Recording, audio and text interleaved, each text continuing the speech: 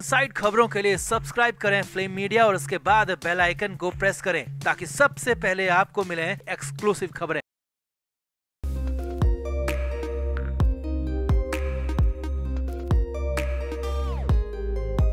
महाराष्ट्र से बहुत बड़ी खबर है क्योंकि उद्धव ठाकरे गुट के बेहद करीबी और बिल्कुल घर जैसे माने जाने वाले रविंद्र वायकर ने भी ठाकरे का साथ छोड़ दिया है। उद्धव ठाकरे गुट को छोड़कर वो शिंदे गुट में शामिल हो गए हैं और इससे भी बड़ी बात, शिंदे गुट में जाने के बाद जो बयान दिया वो भी हैरानी भरा रहा।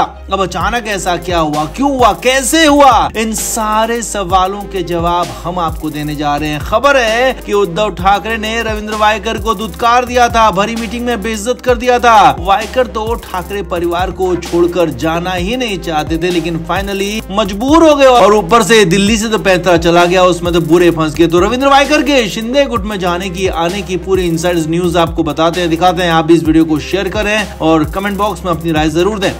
तो रविंद्र वायकर उद्धव ठाकरे के बेहद ज्यादा करीबी थे। बाला साहब ठाकरे के दौर से वो शिवसेना में शामिल थे, लेकिन अचानक ही रविंद्र वायकर ने पार्टी छोड़कर शिवसेना के शिंदे गुट में शामिल होने का फैसला कर लिया और ये सब कुछ अचानक तो हुआ, मगर इसकी स्क्रिप्ट कई दिनों से या कहें कि महीनों से लिखी जा रही थी। कई महीनों से ऐसी हलचल थी, दिनों से ऐसी हलचल थी और वही हलचल और अंदर की खबर हम आपको अब बताने जा रहे हैं। सूत्रों के हवाले से खबर है कि लंबे समय से रविंद्र वायकर के पास शिंदे गुट का ऑफर था कि उन्हें शिवसेना के शिंदे गुट में शामिल होने के लिए कहा जा रहा था, मगर रविंद्र वायकर उद्धव ठाकरे को लेकर, ठाकरे परिवार को लेकर बेहद ज्यादा लॉयल थे, प्रतिबद्ध थे और किसी भी कीमत पर उद्धव ठाकरे का, उनके परिवार का साथ छोड़ना नहीं चाहते थे। आगे देखिए, यही नहीं, इसके बाद केंद्र सरकार की जांच एजेंसियों ने भी रविंद्र वायकर के खिलाफ मोर्चा खोल दिया था। बीजेपी नेता किरीट सोमैया ने वायकर पर गंभीर आरोप लगाए थे और 5 स्टार होटल बनाने के लिए गलत तरीके से जमीन लेने के आरोप लगाए थे, जिसके बाद वायकर पर शिकंजा कसा गया। केंद्रीय जांच एजेंसियों ने उनके खिलाफ कार्रवाई की। वायकर पर दिल्ली से जबरदस्त प्रेशर डाला गया, मगर इसके बाद भी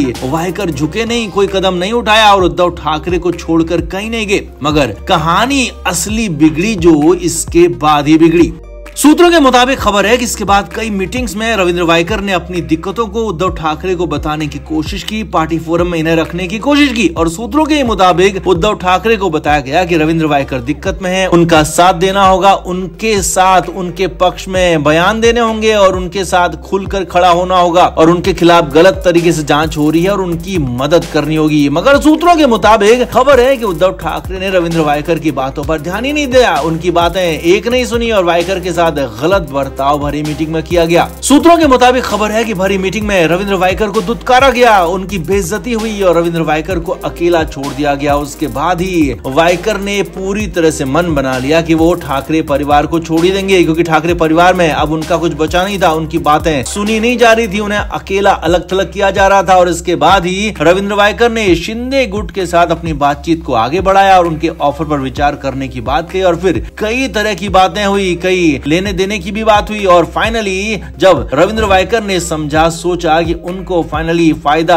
शिंदे गुट में शामिल होकर ही होगा, उनकी मुश्किलें वहीं जाकर हल होंगी, तो फाइनली वो शिंदे गुट में शामिल हो गए। अब सबसे बड़ी बात यह है कि शिंदे गुट में शामिल होने के बाद भी रविंद्र वायकर की विधायकी जाएगी नहीं, क्योंकि दोनों ही गुट शिवसेना के हैं, लिहाजा वायकर की विधायकी भी बची रहेगी और वो उद्धव ठाकरे गुट को छोड़कर शिंदे गुट में चले गए। यही नहीं, शिंदे गुट में जाने के बाद रविंद्र वायकर ने बड़ा बयान भी दिया। रविंद्र वायकर ने कहा कि वो फाइनली अब सही जगह पर आ गए और उद्धव ठाकरे का नाम तक नहीं लिया, यही नहीं, उन्होंने बाला साहब ठाकरे का नाम लिया और कहा कि बाला साहब के सिद्धांतों को आगे बढ़ाते रहेंगे और सही जगह पर चलकर आगे बढ़ाएंगे। तो कुल मिलाकर अंदर की खबर यही है कि इसी तरह से रविंद्र वायकर शिंदे गुट के हो गए और उद्धव ठाकरे को अकेला छोड़ दिया। अब आप क्या मानते हैं, क्या आने वाले चुनाव में इसका कितना असर होगा, उद्धव ठाकरे गुट को क्या वाकई में नुकसान होगा? कमेंट करके जरूर बताएं, वीडियो को शेयर भी करें।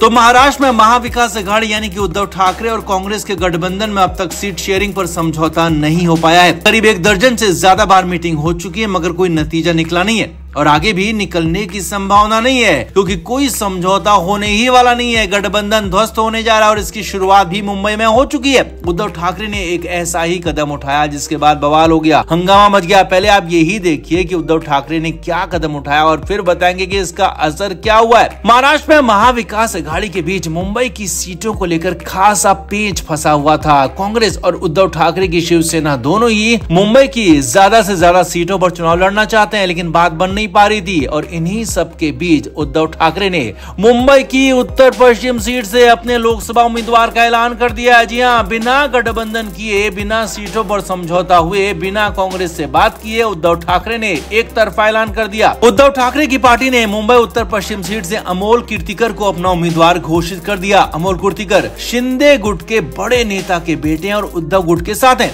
अब उद्धव ठाकरे की तरफ से जैसे मुंबई उत्तर पश्चिम सीट पर अमोल कीर्तिकर के नाम का ऐलान हुआ तो कांग्रेस की तरफ से बवाल मच गया और एक तरह से गठबंधन के खात्मे तक की बात कह दी गई। मुंबई में कांग्रेस के बड़े नेता संजय निरुपम ने साफ साफ बड़ा सवाल उठा दिया और उद्धव ठाकरे पर बड़ा हमला कर दिया। संजय निरुपम ने साफ साफ कहा कि बची खुची शिवसेना के प्रमुख ने मुंबई उत्तर पश्चिम सीट पर अपना प्रत्याशी घोषित किया और वो भी सीट शेयरिंग से पहले। क्या ये गठबंधन धर्म का उल्लंघन नहीं है, जबकि अंतिम फैसला नहीं हो पाया है? संजय निरुपम ने आगे कहा कि कांग्रेस के राष्ट्रीय नेतृत्व को इसे देखना चाहिए और इस पर कड़ा एक्शन लेना चाहिए। यानी कि एक तरह से गठबंधन खत्म करने की बात कह दी। कांग्रेस नेतृत्व को सलाह दे दी कि उद्धव ठाकरे भरोसेमंद नहीं है, उनके साथ आगे चुनाव नहीं लड़ना चाहिए। अब कहानी है कि कांग्रेस के संजय निरुपम खुद ही मुंबई की उत्तर पश्चिम सीट से सांसद रह चुके हैं और इस बार भी संसदीय का चुनाव इसी सीट से लड़ना चाहते हैं। लेकिन उद्धव ठाकरे ने पहले ही उम्मीदवार का ऐलान कर दिया, जिससे बवाल हो गया। संजय निरुपम ने सीधे सीधे उद्धव ठाकरे पर ही हमला कर दिया और साफ साफ ये भी कह दिया कि ये गठबंधन धर्म नहीं है, ये एक तरफा अपनी लालसा है, एक तरफा अपने फैसले हैं। गठबंधन पर संकट के बादल मंडराने लगे। अब आगे क्या होगा वो समझिए। संजय निरुपम कांग्रेस के बड़े नेता और इससे भी बड़ी बात राहुल गांधी के भी काफी करीबी है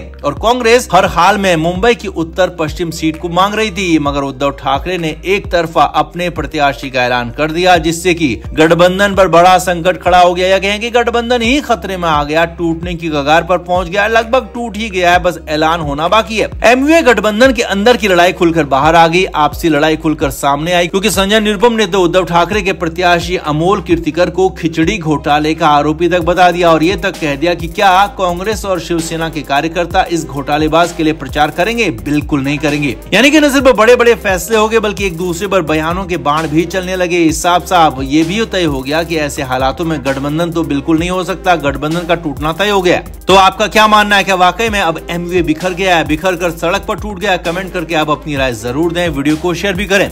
फ्लेम मीडिया रिपोर्ट।